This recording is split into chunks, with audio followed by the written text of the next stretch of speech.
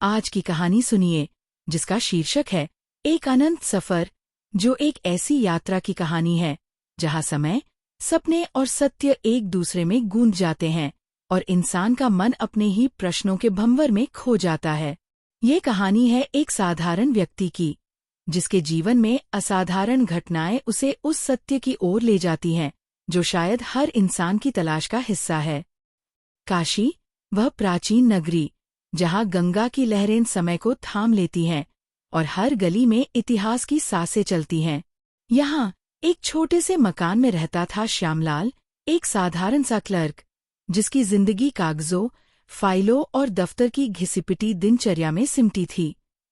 श्यामलाल की उम्र 40 के पार थी, चेहरा समय की रेखाओं से भरा और आंखों में एक ऐसी उदासी जो ना तो पूरी तरह समझ में आती थी, नहीं पूरी तरह अनदेखी की जा सकती थी। वह उन लोगों में से था जो जिंदगी को एक बोझ की तरह ढोते हैं, लेकिन कभी उस बोझ को उतारने की हिम्मत नहीं जुटा पाते। श्यामलाल की जिंदगी में एकमात्र रंग था उसकी पत्नी सरला। सरला, जिसकी हंसी में अब भी वही ताजगी थी जो शायद जवानी में थी, और जिसके बोलने का अंदाज ऐसा था मानो वह हर पल को जी लेना चाहती थी। लेकिन श्यामलाल और सरला के बीच एक अनकही दूरी थी, शायद वह दूरी जो हर उस दंपति के बीच आ जाती है जब सपने हकीकत की चक्की में पिसने लगते हैं। उनके कोई बच्चे नहीं थे और ये कमी उनके जीवन में एक खालीपन की तरह थी, जिसे दोनों ने कभी स्वीकार नहीं किया, पर जिसे दोनों महसूस करते थे। एक सर्द शाम जब श्यामलाल दफ्तर से लौटा तो उसने देखा कि सरला घर पर नहीं थी। मेज पर एक छोटा सा कागज रखा था जिस पर लिखा था, मैं मायके जा रही हूँ, कुछ दिन बाद लौटूंगी, तुम ख्याल रखना। श्यामलाल ने कागज को बार बार पढ़ा, जैसे उसे यकीन नहीं हो रहा था। सरला पहले भी मायके जाती थी, लेकिन इस बार कुछ अलग था। उसका जाना बिना बताए, बिना किसी झगड़े, बिना किसी कारण के, श्यामलाल के मन में एक अजीब सी बेचैनी छोड़ गया। उस रात श्यामलाल सो नहीं सका। वह अपने छोटे से आंगन में टहलता रहा, जहां गमलों में लगे गुलाब के फूल हल्की चांदनी में चमक रहे थे।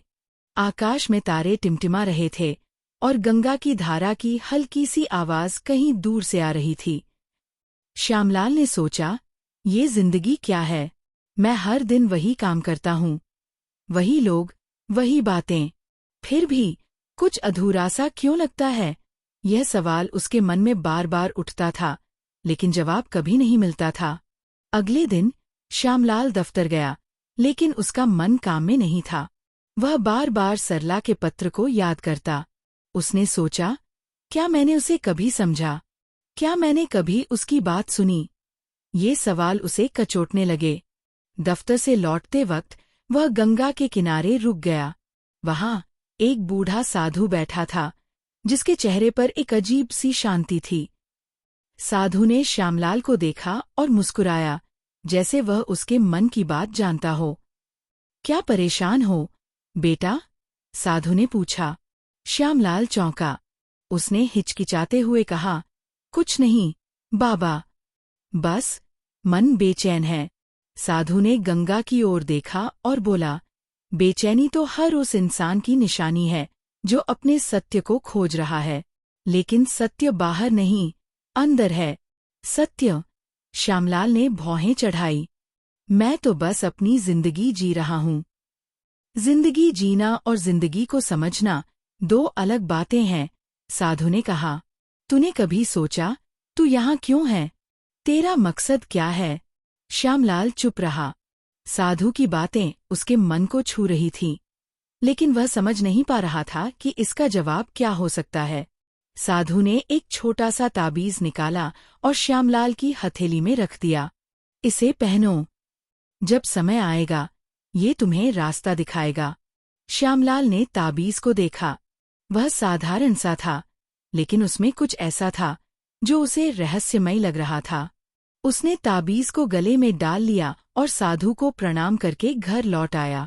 उस रात श्यामलाल को एक अजीब सा सपना आया। वह एक अनंत रेगिस्तान में खड़ा था, जहां चारों ओर सिर्फ रेत और सन्नाटा था।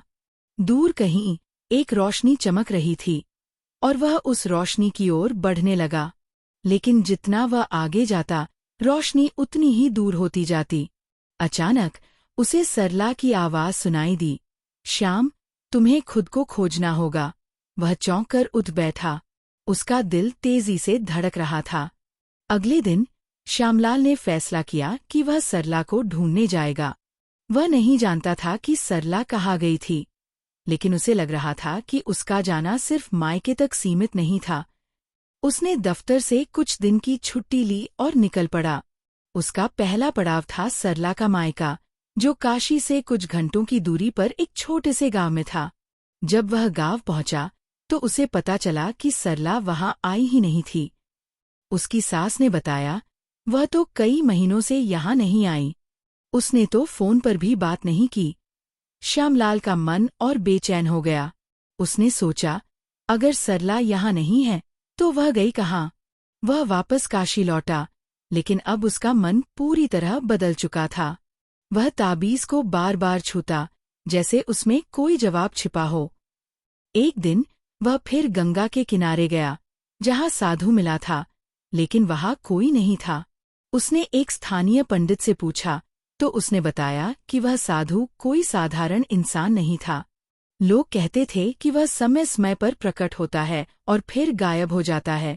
श्यामलाल के मन में एक अजीब सा विश्वास जागने लगा।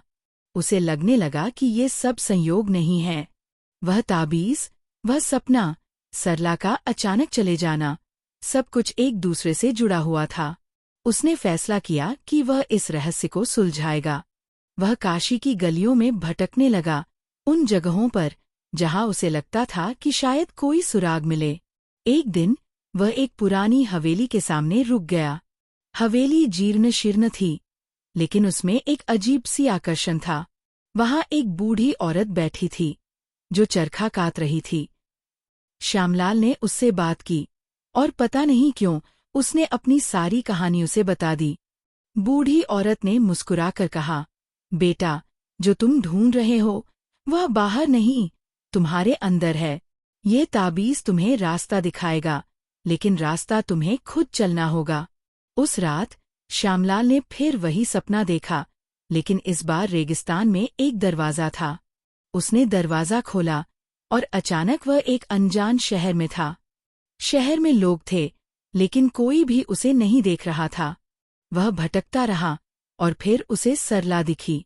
वह एक मंदिर के सामने खड़ी थी और उसकी आंखों में वही उदासी थी जो श्यामलाल की आंखों में थी।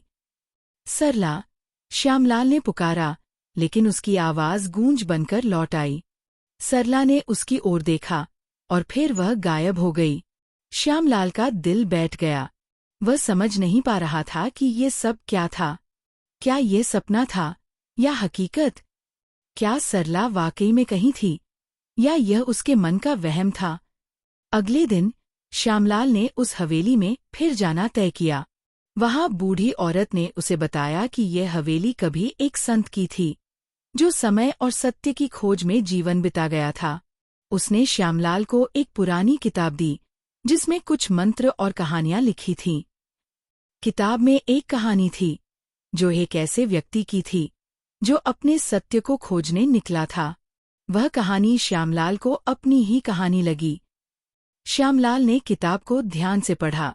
उसमें लिखा था कि सत्य को खोजने के लिए इंसान को अपने डर, अपनी कमजोरियों और अपनी इच्छाओं का सामना करना पड़ता है। श्यामलाल ने सोचा, मेरे डर क्या हैं? मेरी कमजोरियां क्या हैं? उसे एहसास हुआ कि उसका सबसे बड़ा डर था अकेलापन, और उसकी सबसे बड़ी कमजोरी थी खुद को न समझ पाना। वह किताब लेकर गंगा के किनारे बैठ गया। उसने ताबीज को हाथ में लिया और मंत्र पढ़ने लगा। अचानक उसे एक अजीब सी अनुभूति हुई। उसे लगा जैसे वह समय के पार जा रहा हो। उसने आंखें खोलीं और वह उसी रेगिस्तान में था जो उसने सपने में देखा था। लेकिन इस बार वह डरा नहीं। वह उस रोशनी की ओर बढ़ा और इस बार रोशनी दूर नहीं हुई। जब वह रोशनी के पास पहुंचा तो उसने देखा कि वहां एक दर्पण था।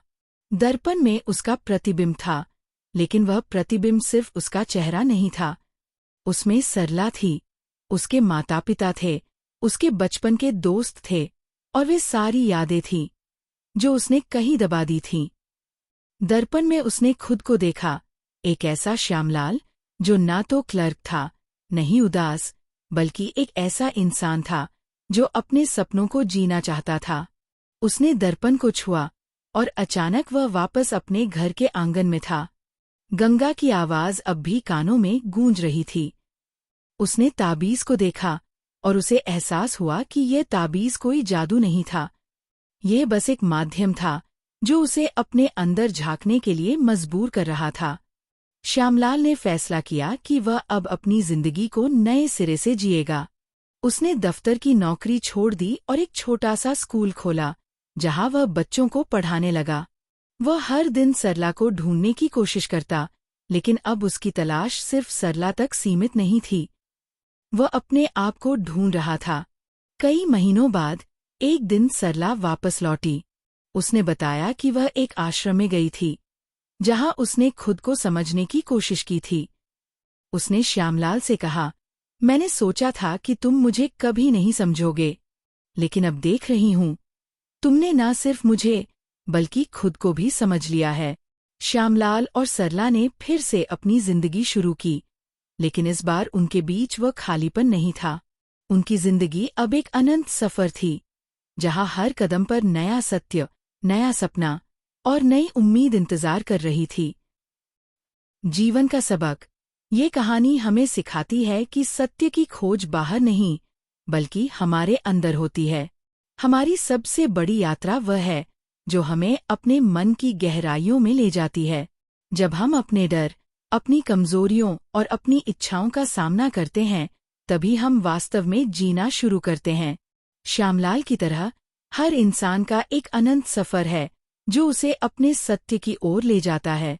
ये सफर कभी खत्म नहीं होता, लेकिन यही इसकी खूबसूरती है।